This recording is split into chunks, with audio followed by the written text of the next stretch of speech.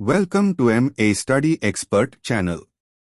Today we will discuss on conflict management. First of all, definition. Conflict exists when disagreements lead to arguments and struggles between people with competing ideas and/or personal interests. There are many sources of conflict in the workplace: differences of opinion, dissatisfaction with working conditions or remuneration, excessive workloads,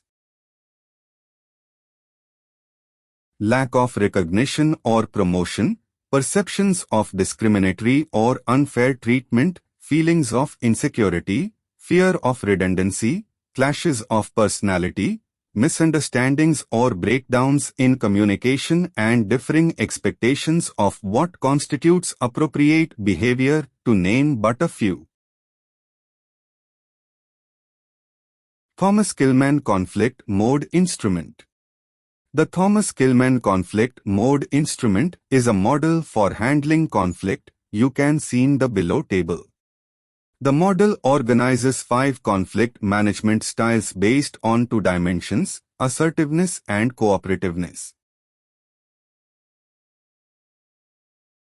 Conflict management styles. 1. Accommodating. This is when you cooperate to a high degree, and it may be at your own expense, and actually work against your own goals, objectives, and desired outcomes. This approach is effective when the other party is the expert or has a better solution.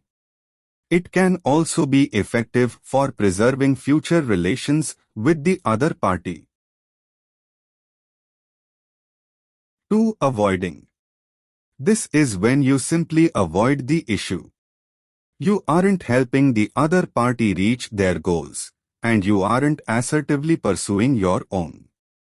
This works when the issue is trivial or when you have no chance of winning. It can also be effective when the issue would be very costly.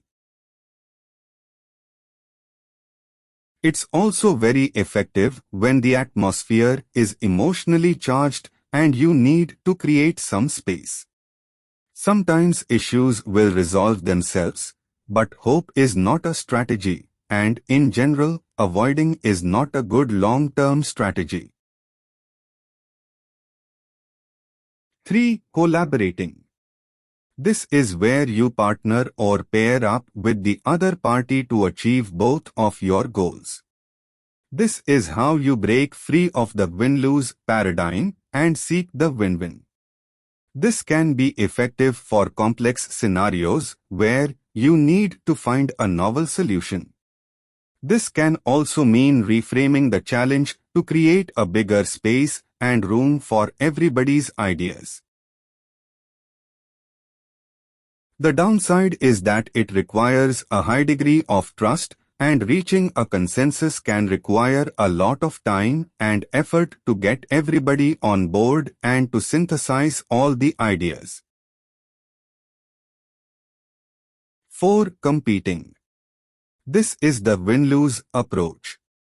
You act in a very assertive way to achieve your goals, without seeking to cooperate with the other party, and it may be at the expense of the other party. This approach may be appropriate for emergencies when time is of the essence, or when you need quick, decisive action, and people are aware of and support the approach. 5. Compromising. This is the lose-lose scenario where neither party really achieves what they want. This requires a moderate level of assertiveness and cooperation.